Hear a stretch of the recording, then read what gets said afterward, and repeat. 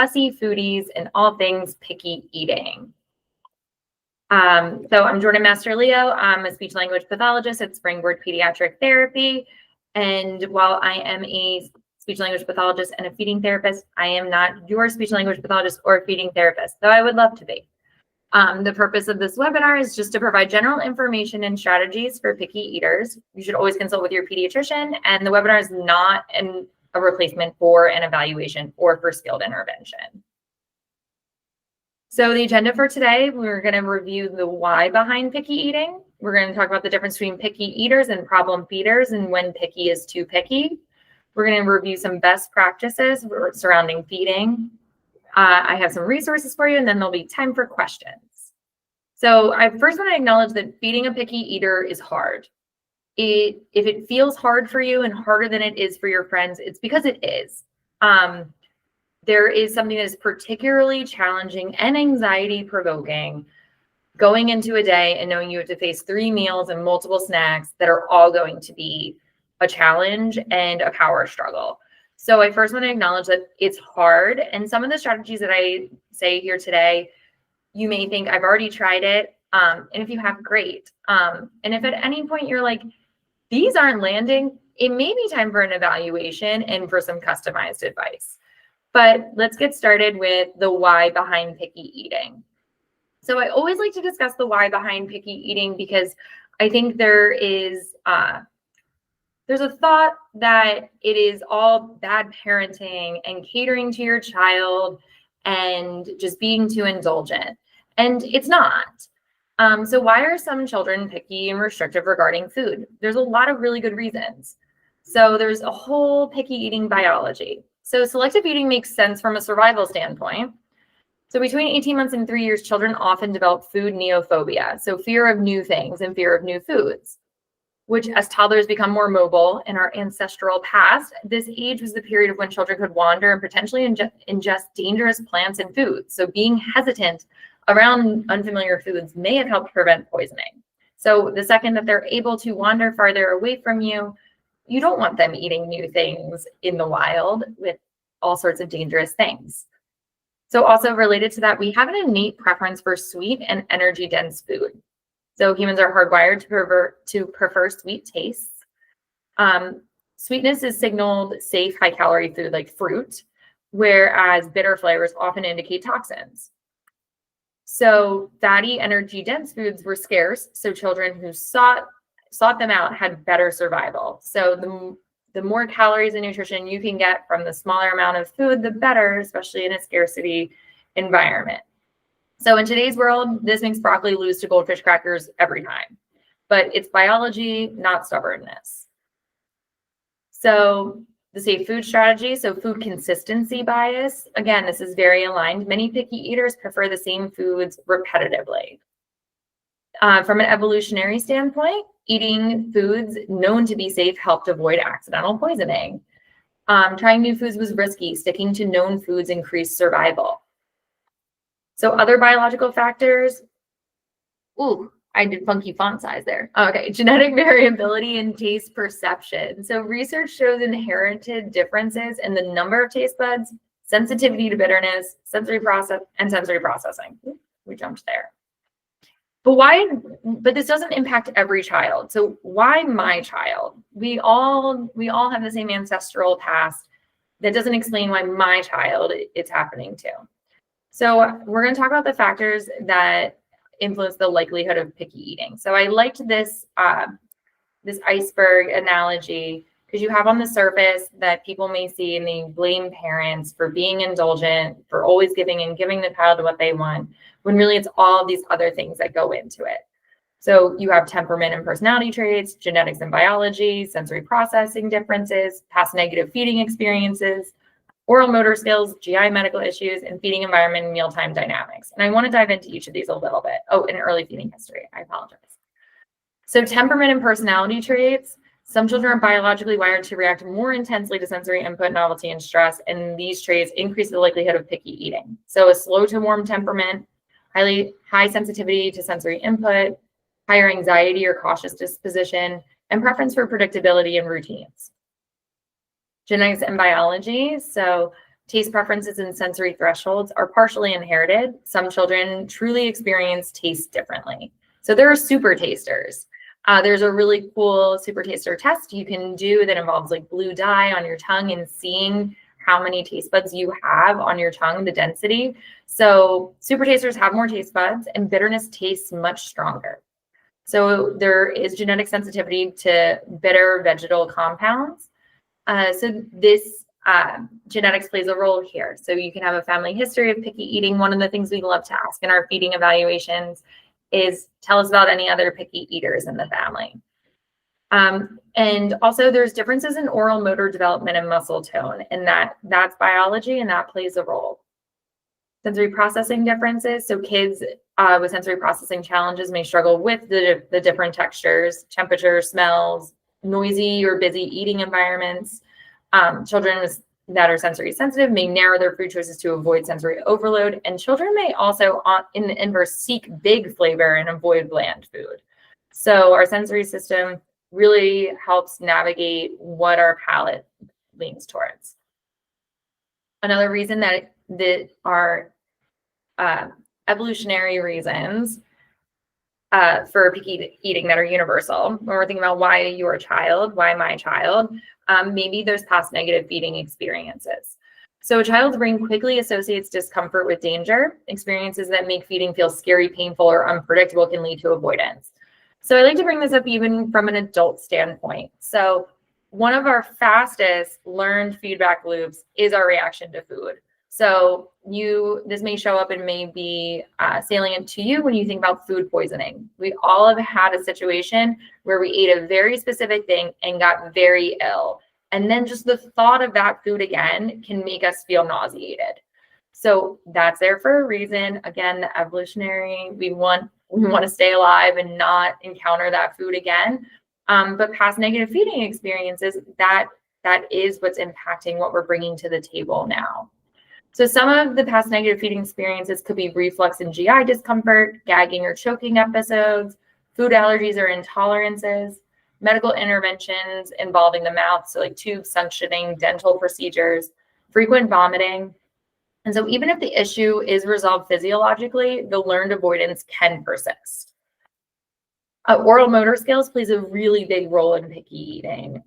Some children struggle with the physical mechanics of eating, so weak chewing, difficulty chewing mixed textures, fatiguing during meals, difficulty managing saliva, poor tongue lateralization, so our ability to move our tongue side to side, delayed transitions to solids. And so when feeding is physically hard for children tend to prefer those easy foods. They also prefer the foods that they feel competent in handling in their mouth. So a deficit of the motor skills leads to an avoidance of that food. And a child's not going to be able to tell you, most likely, it's scary to chew that, or I feel like I'm choking on that.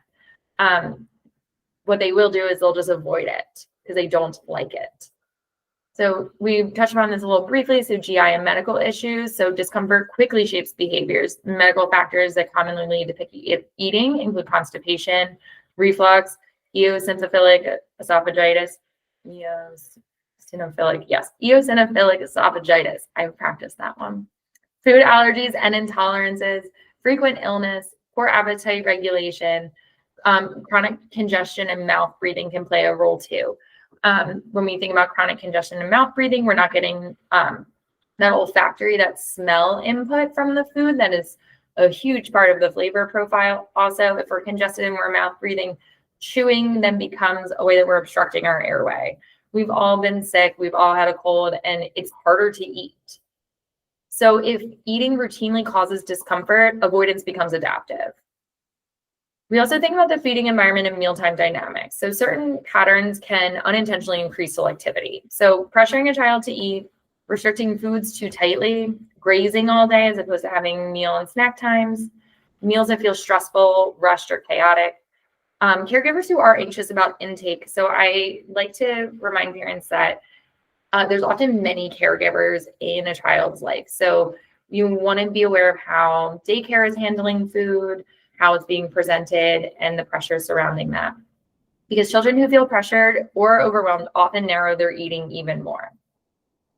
So there is obvious mealtime pressure and hidden mealtime pressure. I really liked this infographic, though there is a typo on the final bullet on the obvious side, the rule about 2 bites, not ites.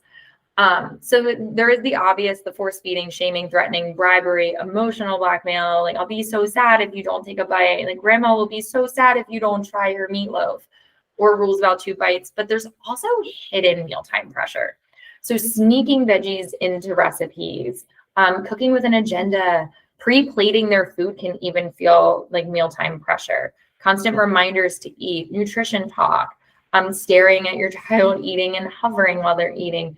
Even praise for eating sends that pressure about what I'm eating, it's being watched, and it's being judged, even when it's in a positive way.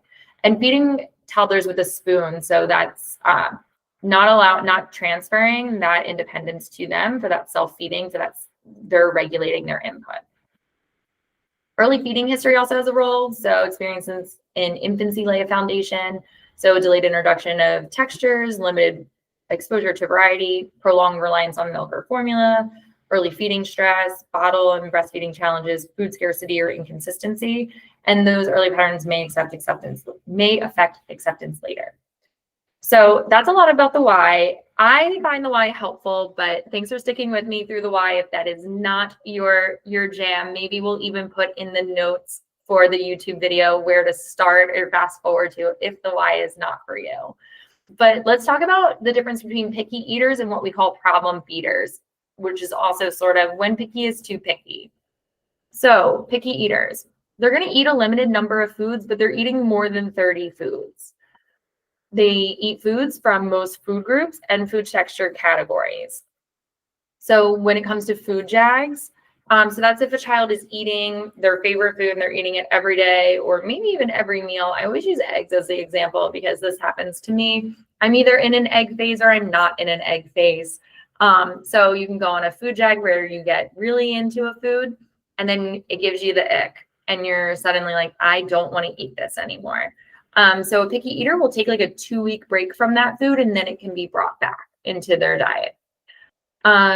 Picky eaters typically tolerate new foods on their plate, and they can usually touch or even taste a new food.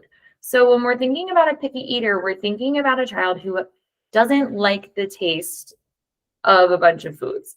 They're more open to trying it. Sensory-wise, they're open to touching it. They're open to talking about it.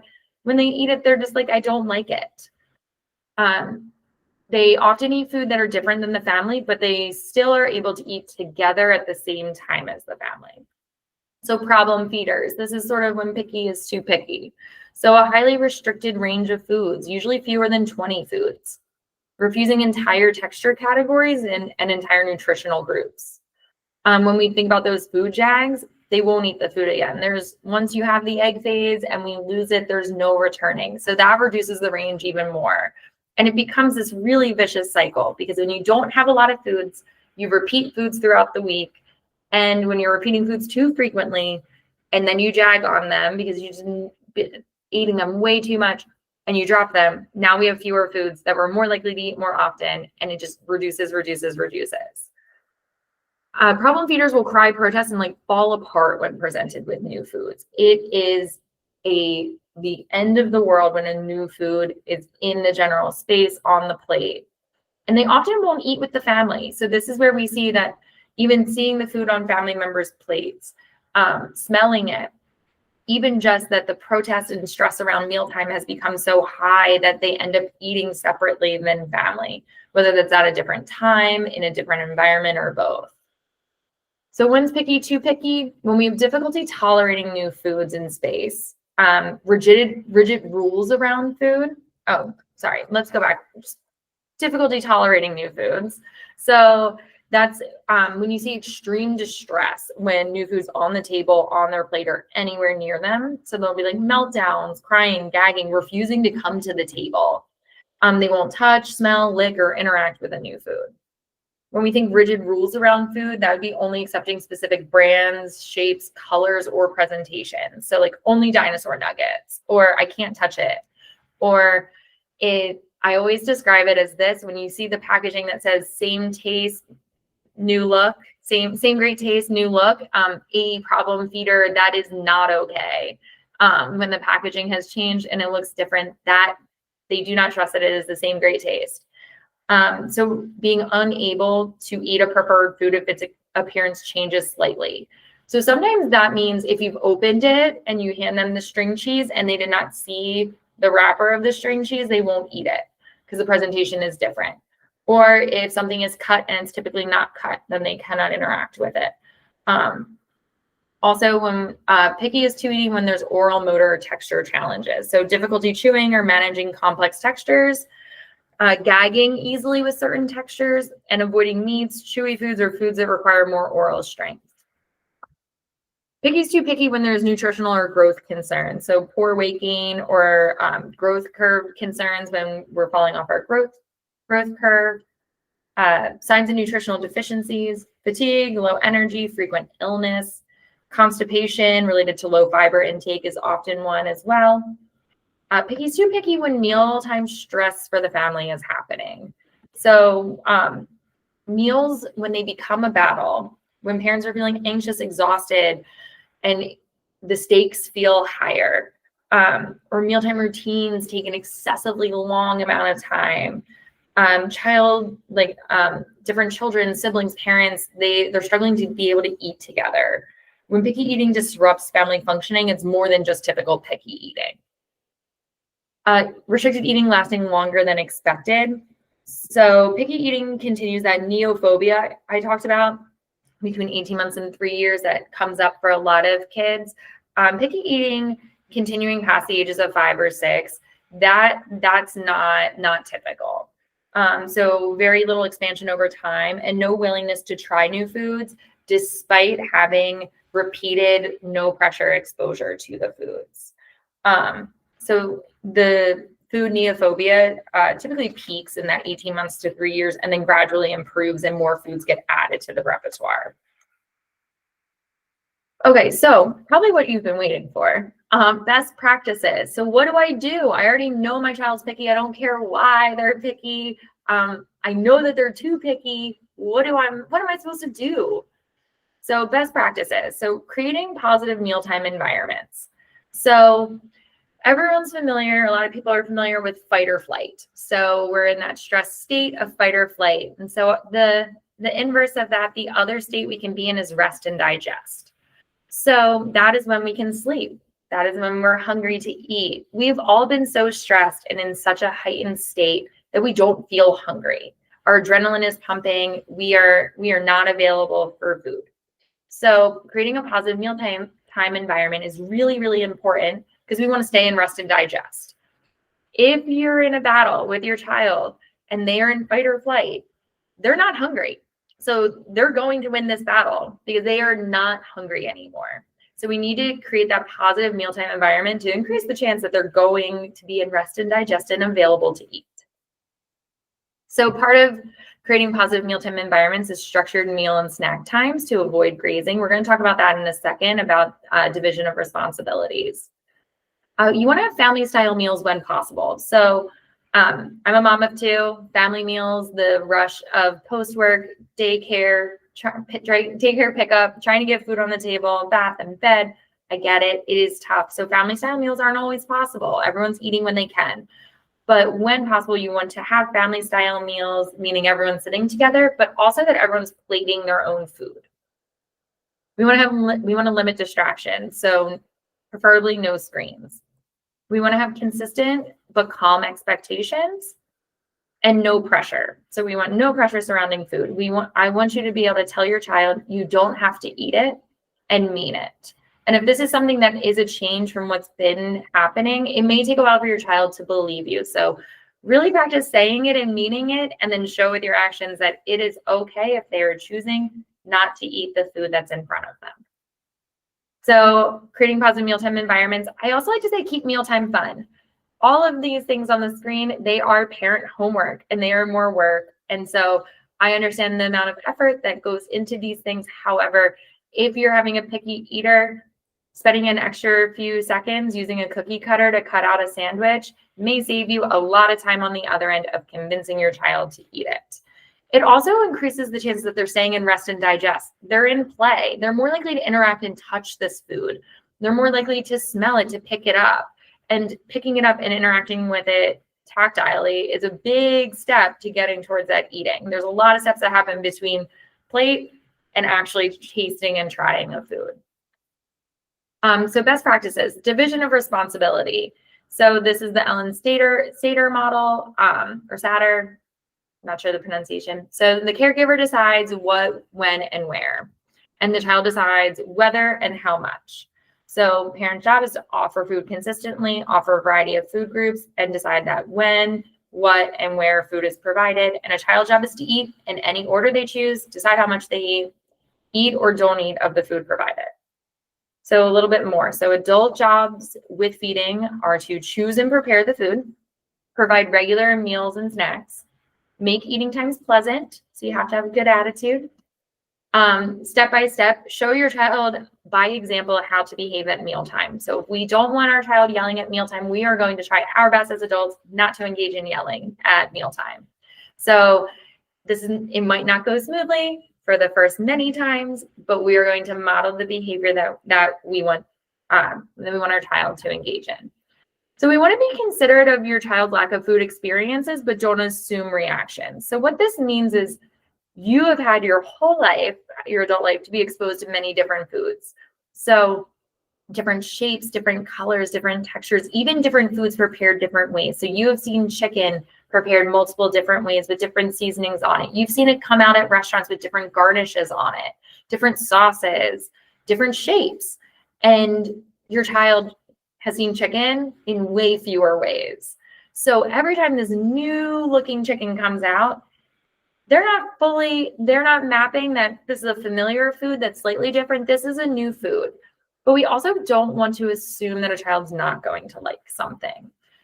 So we don't want to avoid presenting a food because we're like, whoa, they're never going to like that. Well, they're not going to like it until they have some exposures and become familiar with it. So ideally, you want to try to not let your child have food or beverages other than water between meal and snack times. We want them to come to meal and snack times hungry, not starving. So that's why we want to work on the timing of it. But we want to provide that food opportunity. One of the things that grown-ups are in charge of is when food is happening. So really sticking to that helps a child even then biologically sync their hunger to this schedule. Ideally, it would be the same day to day.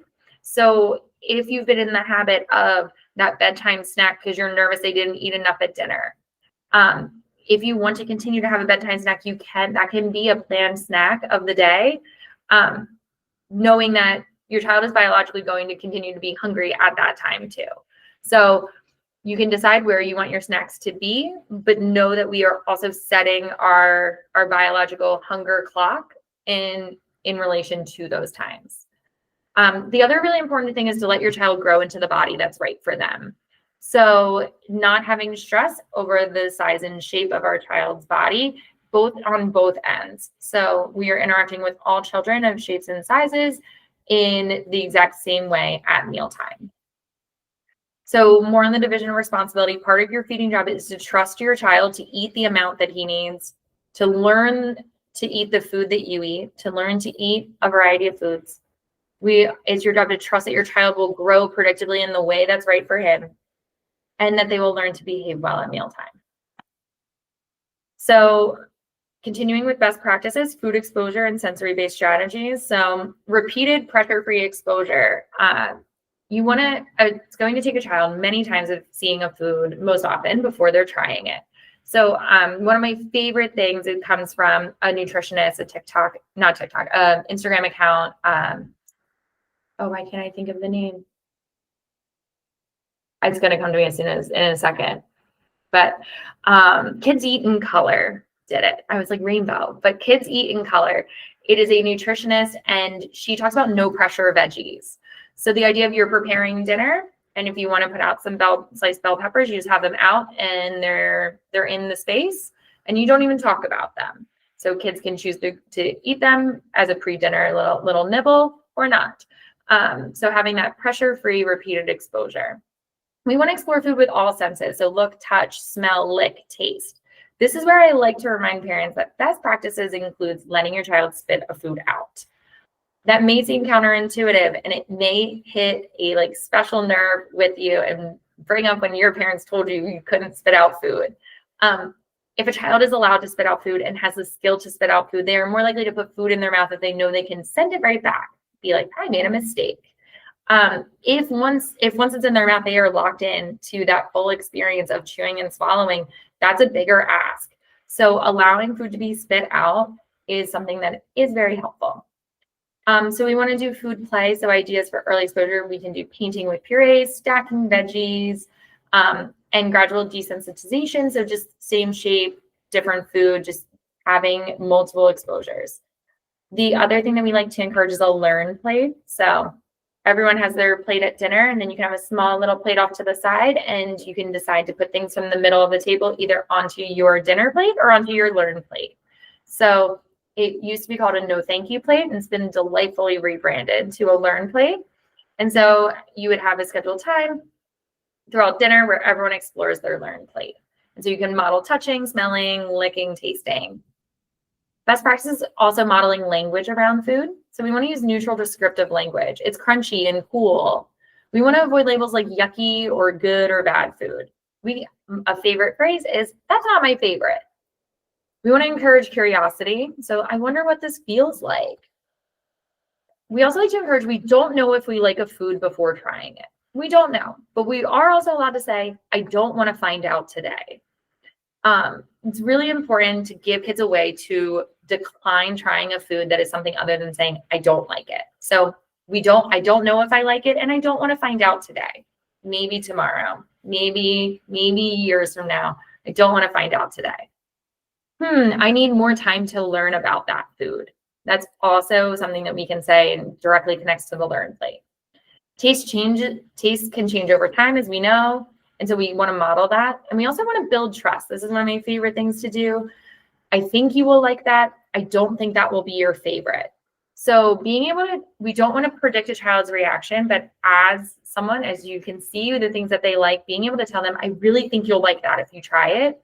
And also being able to tell them, I actually don't think this will be your favorite. We can explore it in other ways, but I don't think it'll be your favorite. It could, but it might not be. Helps to build that trust between you and your child. That's not pressure. It's, you can trust me to be your guide to these new foods because I know these foods. So I wanted to provide just a few resources. You can always have a free consultation with a Springboard therapist. So you can call our number. You can email, that's blue on blue, so it's hard to see. That's admin@springboardtherapy.com. You can always call, chat with one of our feeding therapists, and find out a little bit more about where your child's at, whether an eval is warranted, etc. Books, there's Helping Your Child with Extreme Picky Eating and Child of Mine, Feeding with Love and Good Sense. It's by the woman who talks about division of responsibility. We will stop the recording before opening it up for questions.